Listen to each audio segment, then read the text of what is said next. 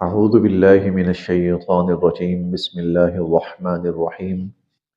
ولقد صرفنا في هذا القرآن ليذكروا وما يزيدهم إلا نفورا ولقد اور یقیناً صرفنا بار بار لائے تکرار بار بار کسی چیز کو ریپیٹ کرنا وَلَقَدْ صَرَّفْنَا اور ہم بار بار لائے فی هذا القرآن اس قرآن میں وَلَقَدْ صَرَّفْنَا فی هذا القرآن اور ہم مضامین کو بار بار بیان کرتے رہے ہیں اس قرآن کریم کے اندر، اور وہ مضامین وہ ہر طرح کے ہیں، اللہ کی وحدانیت کے، نبی کریم صلی اللہ علیہ وسلم کی نبوت اور رسالت کے، اور خود قرآن کریم کی جو جامعیت ہے، جیسا کہ ہم نے پچھلے 2 رکوع میں پڑھا ہے۔ پچھلے 2 رکوع میں قرآن کریم نے جس جامعیت کے ساتھ پورے معاشرے کی آپ کہہ سکتے ہیں کہ بنیادیں بیان کی ہیں، جن پر معاشرہ استوار ہو سکے، ایک صالح معاشرہ جن بنیادوں پر استوار ہو سکے، پچھلے 2 رکوع میں بڑی تفصیل کے ساتھ وہ بیان ہوئی۔ تو یہ قرآن کا جو جامع انداز ہے، یہ انداز ہی بتانے کے لیے کافی ہے کہ یہ کسی عام انسان کا کلام نہیں ہے، یہ کسی عام انسان کی سوچ نہیں ہے۔ وَلَقَدْ صَرَّفْنَا فِي هَذَا الْقُرْآنَ ہم اس قرآن میں مضامین کو بار بار لائے، لِيَذَّكَّرُوا تاکہ لوگ اس سے نصیحت حاصل کریں، سمجھیں، نصیحت حاصل کریں۔ وَمَا يَزِيدُهُمْ اور لیکن نہیں زیادہ ہوا ان کا، الا مگر نفورا، نفر بدکنے کے معنی میں بھی آتا ہے، اور نفورا نفرت کے معنی میں بھی آتا ہے، مگر ان کی نفرتوں میں اضافہ ہی ہوا، یا وما یزیدہم الا نفورا، یہ اور زیادہ بدکنے لگے اس سے، اور زیادہ ان کی نفرت بڑھنے لگی۔ وَلَقَدْ صَرَّفْنَا فِي هَذَا الْقُرْآنِ ہم اس قرآن میں اپنے مضامین کو بار بار لائے، لِيَذَّكَّرُوا تاکہ لوگوں کو سمجھ آئیں اور لوگ نصیحت حاصل کریں، لیکن وَمَا يَزِيدُهُمْ إِلَّا نُفُورًا یہ جو مخاطب مشرکین ہیں ان کی نفرتوں میں اور اضافہ ہی ہوا۔ قل آپ فرمائیے، لو کان اگر ہوتے معہو اللہ کے ساتھ آلہتن اور معبود، لو کان معہو آلہتن اگر اللہ کے ساتھ اور معبود ہوتے، کما جیسا کہ یقولون یہ لوگ کہہ رہے ہیں، جیسا کہ یہ لوگ کہہ رہے ہیں، اذن تو اس صورت میں لب تغو وہ ضرور تلاش کرتے، الی ذی العرش عرش والے کی طرف، سبیلا راستہ، اذن لب تغو الی ذی العرش سبیلا تو پھر وہ عرش والے تک پہنچنے کی کوشش ضرور کرتے، راستہ ڈھونڈنا یعنی پہنچنا، تو وہ عرش والے تک پہنچنے کی کوشش ضرور کرتے۔ اگر اللہ کے ساتھ اور معبود ہوتے تو وہ عرش والے کی طرف پہنچنے کی کوشش ضرور کرتے، کیونکہ جو معبود جو الہ ہوگا نا، الہ کا مطلب یہ ہے کہ جس کی مرضی سے کائنات چل رہی ہے۔ اگر کسی کو پتا ہو کوئی دوسرا بھی ہے جو اپنی مرضی سے کائنات کو چلا رہا ہے، تو اس کی کوشش یہ ہوگی کہ اس کو ہٹا کے میں کائنات کا نظام اپنے ہاتھ میں لوں۔ آپ اس کا اندازہ اس بات سے لگائیں، معبود، رب، الہ وہ تو ایک بہت بڑی بات ہے، وہ تو بہت بڑی بات ہے۔ آج کا انسان جس کو اللہ تعالیٰ نے پچھلی قوموں اور پچھلے لوگوں کی نسبت زیادہ صلاحیتوں سے نوازا ہے، زیادہ مواقع سے نوازا ہے، وہ پتہ کیا کر رہا ہے؟ وہ پتہ کیا کر رہا ہے؟ وہ یہ کوشش کر رہا ہے کہ کائنات کا نظام میں اپنے ہاتھ میں لے لوں، کائنات کا نظام میں اپنے ہاتھ میں لے لوں اور کائنات ہماری مرضی سے چلے۔ اسی لیے وہ جو آخری شیطان آنا ہے، دجال، وہ اپنے آپ کو الہ کہے گا، خدا میں۔ اور تب تک لوگ، انسانیت، سائنسدان، خاص طور پر اس کے اندر یہود، یہ کائنات کے کچھ رازوں تک پہنچ چکے ہوں گے، کچھ رازوں تک پہنچ چکے ہوں گے۔ ان رازوں کی بنیاد پر وہ جو دجال ہوگا وہ کہے گا اب کائنات میں چلا رہا ہوں، میری مرضی سے چل رہی ہے، زندگی، موت، رزق، بارش، ہوا، جو قرآن کریم میں اللہ تعالیٰ نے بیان فرمایا نا اپنی قدرت کے نظام، تو وہ کہے گا یہ تو میری مرضی سے چل رہا ہے، یہ دیکھو میں کر کے دکھاتا ہوں۔ تو پھر اگر کوئی واقعی معبود ہوتا، یہ تو انسان ہے نا، وہ خدا کے کنٹرول لینے کی کوشش کر رہا ہے، اور اگر کوئی واقعی خدا ہوتا تو وہ تو کب کا اللہ تعالیٰ کو ہٹا کر خود وہاں بیٹھ کر نظام اپنے ہاتھ میں لے چکا ہوتا۔ قل، آپ ان سے کہیے، لو کان معہ آلہہ، اگر اللہ کے ساتھ اور معبود ہوتے، کما یقولون، جیسا کہ یہ کہہ رہے ہیں، اذا لابتغوا الی ذی العرش سبیلا، تو وہ عرش والے تک پہنچنے کی کوشش ضرور کرتے، اس تک پہنچنے کا راستہ ضرور ڈھونڈتے۔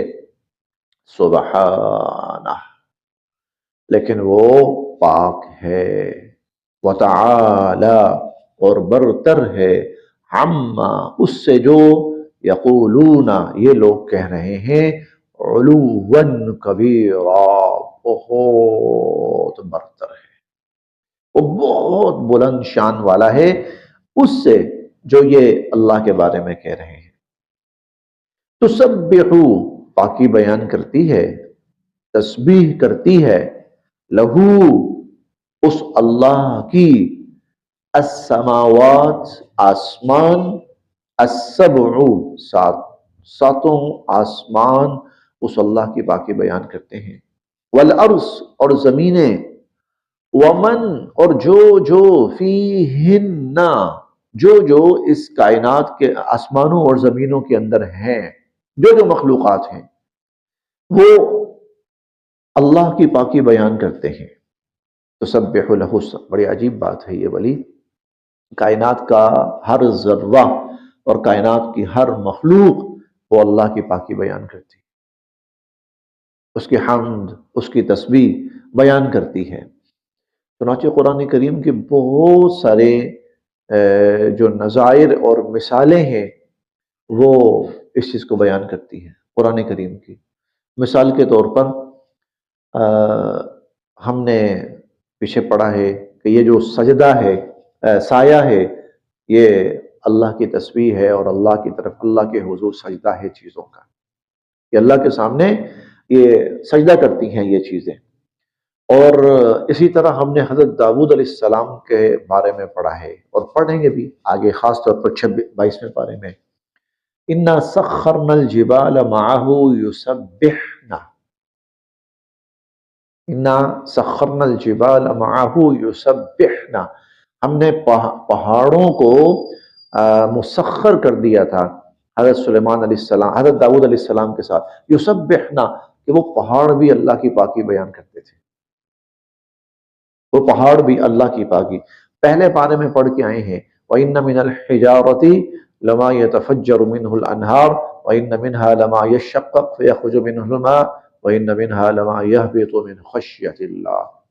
ایسے بھی پتھر ہیں بہت سارے جو اللہ کے خوف اور اللہ کے ڈر سے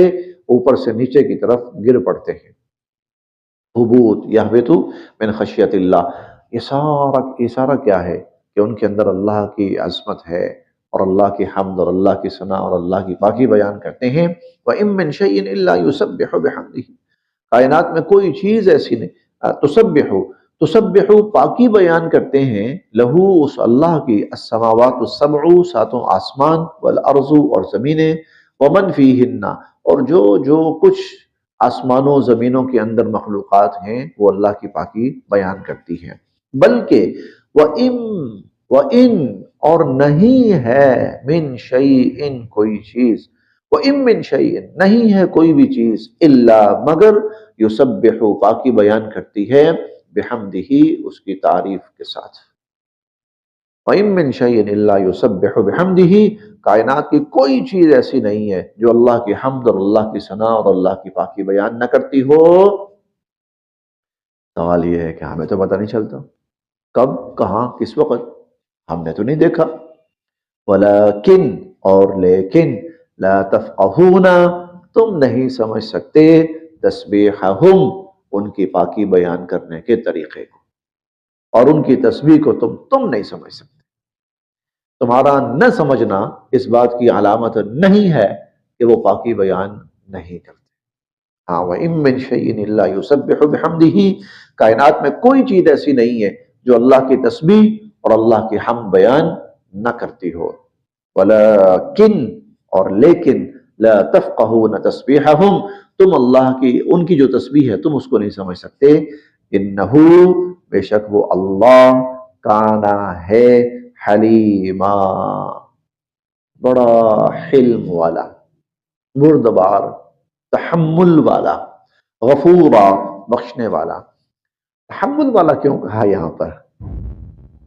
پر یہ کیوں کہا؟ حالانکہ یہ کہنا چاہیے تھا کہ اللہ کی ذات بہت بلند ہے کہ پوری کائنات اس کی تسبیح کرتی ہے، لیکن اللہ کہہ رہے ہیں نہیں، بے شک وہ بڑا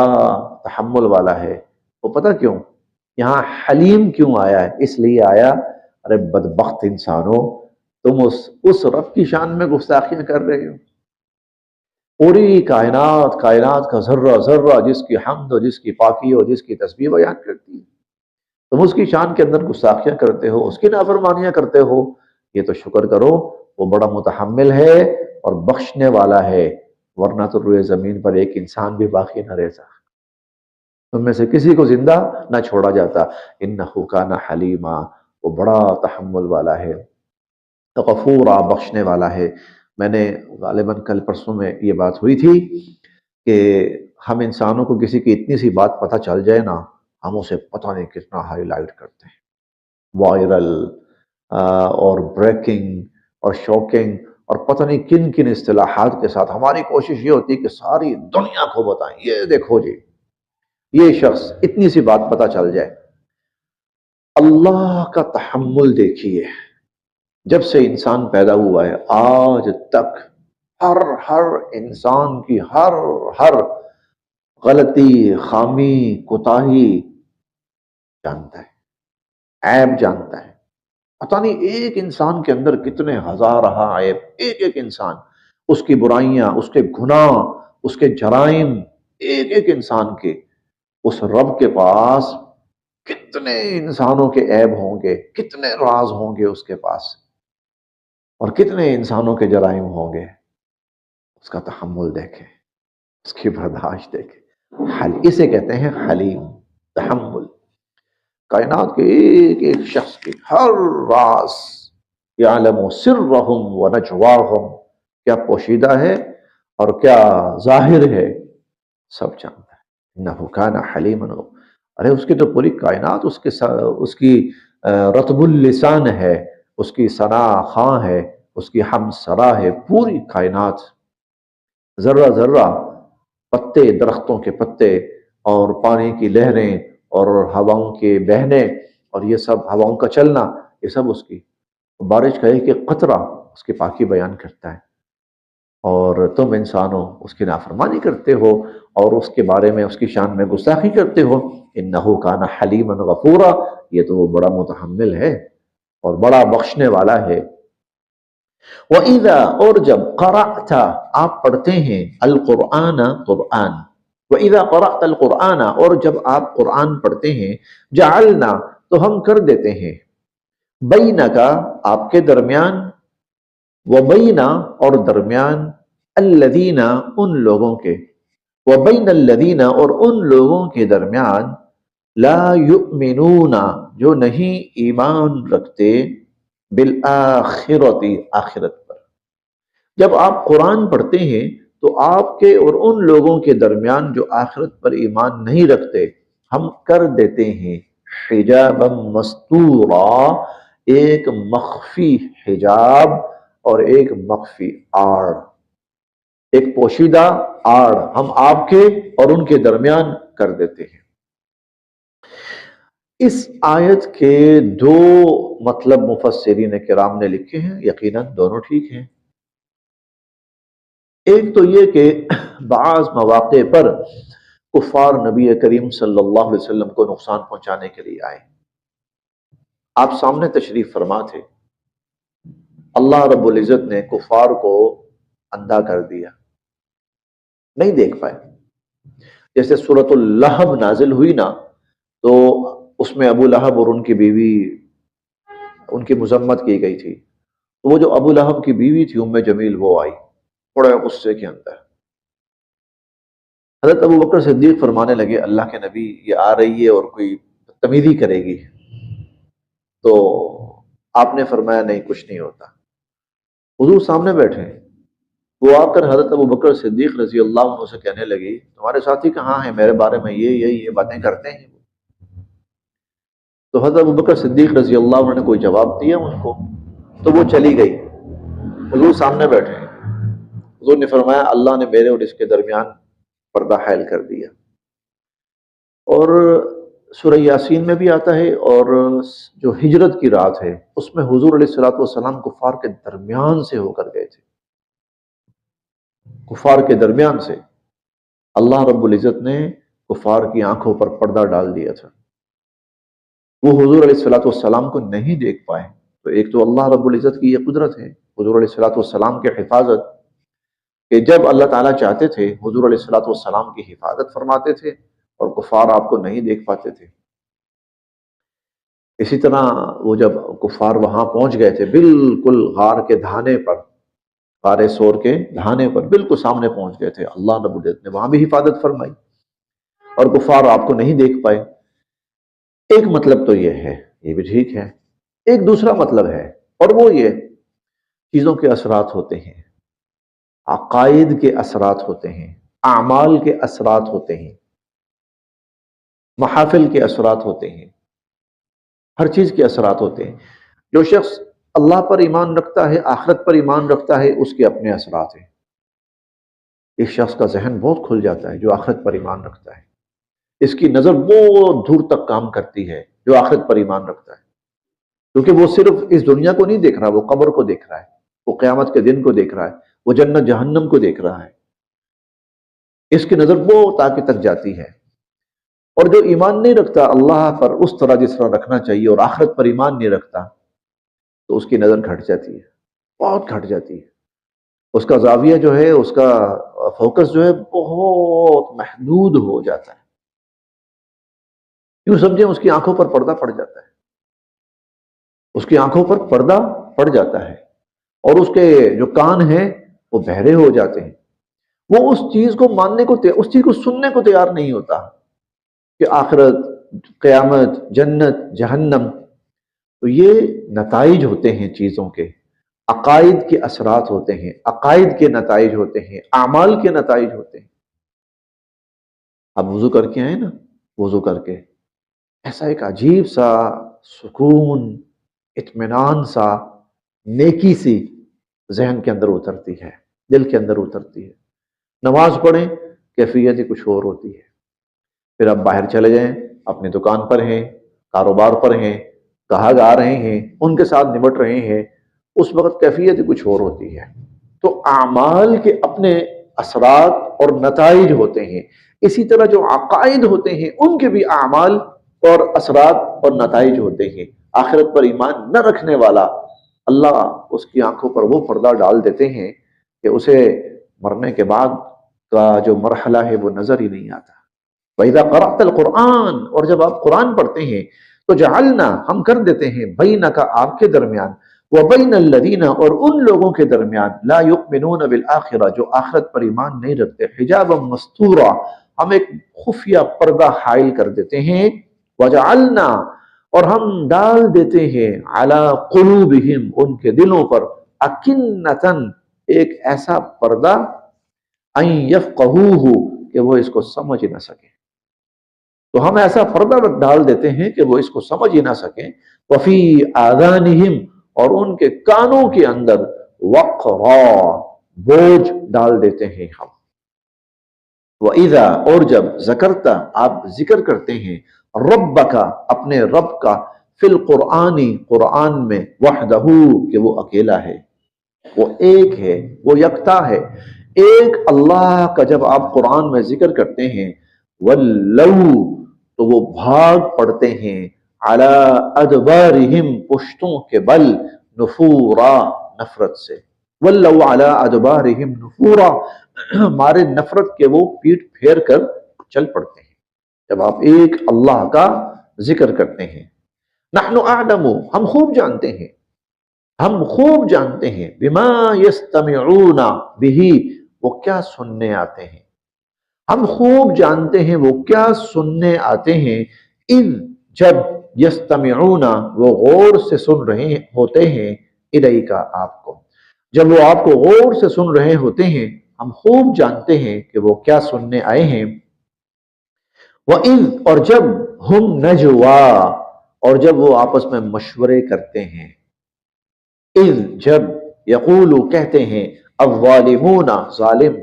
جب ظالم کہتے ہیں، ان تتبعون کہ نہیں تم پیچھے لگے ہوئے، الا مگر رجلا مسحورا رجل آدمی، مسحورا سحر زدہ۔ مشرکین قرآن سنتے تھے چھپ کر راتوں کو، ابو جہل سنتا تھا راتوں کو چھپ کر، لوگوں کے سامنے نہیں، کیونکہ حضور علیہ الصلوۃ والسلام رات کو نماز قیام اللیل کے اندر، نماز تہجد کے اندر قرآن کی تلاوت فرماتے تھے اونچی آواز سے، اور یہ آواز بلند ہوتی تھی۔ اخنس بن شریق، ابو جہل اور کئی یہ سنتے تھے آ کر۔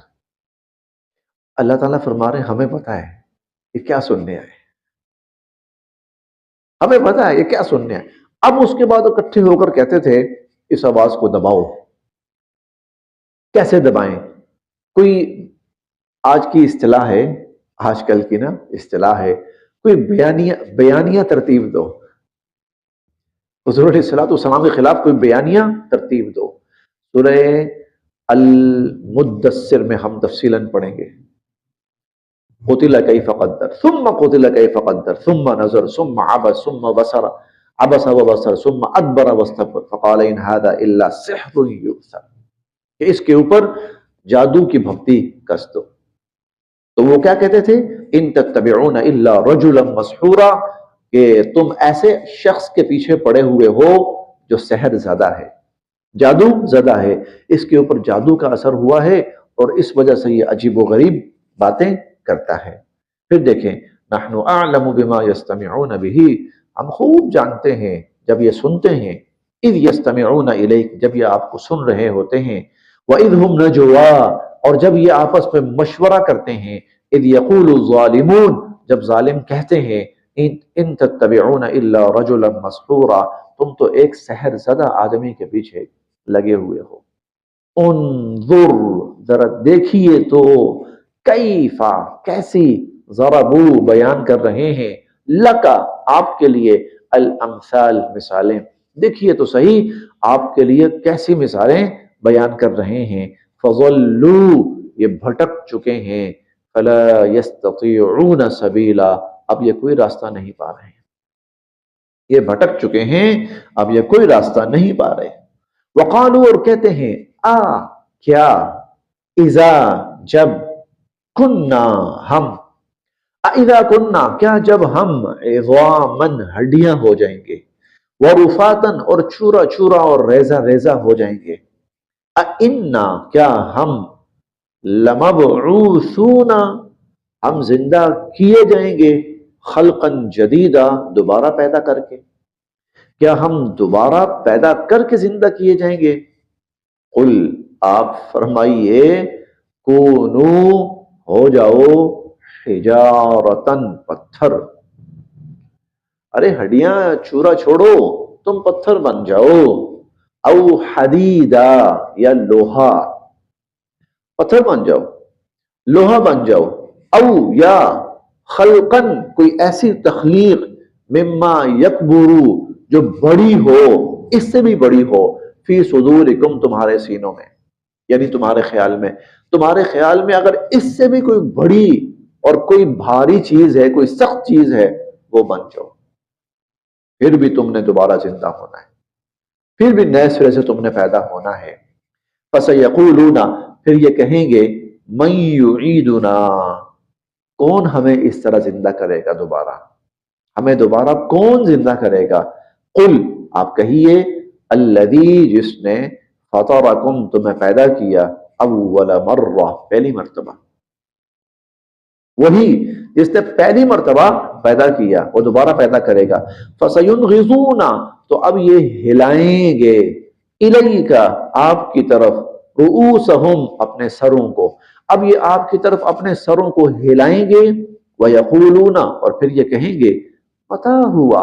اچھا پھر یہ کب ہوگا، یہ کب ہوگا؟ قل آپ کہیے عسا عین ممکن ہے ان یکونا کہ ہو قریبا قریب، ہو سکتا ہے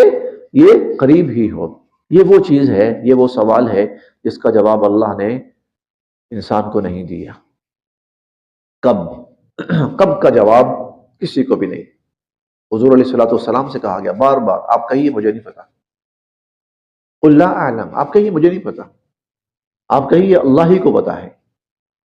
کب آئے گی وہ یہ ہو سکتا ہے بس قریب ہو سکتا ہے تمہارے سر پہ آ پہنچی ہو، یہ اللہ ہی کو پتا ہے۔ یوم اس دن یدعوکم اللہ تمہیں بلائیں گے، اس دن اللہ تمہیں بلائیں گے، فتستجیبون تو پھر تم بجواب دو گے، بحمدہ اس کی تعریف کرتے ہوئے، پھر اس وقت تمہاری زبانوں پر اللہ کی حمد اور اللہ کی تسبیح اس وقت جاری ہوگی۔ وَتَظُنُّونَ اور تم یہ سمجھ رہے ہوگے إِن لَبِثْتُمْ کہ نہیں تم دنیا میں رہے تھے إِلَّا قَلِيلًا مگر بہت تھوڑا۔ آج جس زندگی پر تم آخری ایمان لائے بیٹھے ہو نا، تو اس دن تم سمجھو گے یہ تو کچھ تھی ہی نہیں، اس دن تم سمجھو گے یہ تو بہت ہی تھوڑی تھی۔ بس یہاں تک۔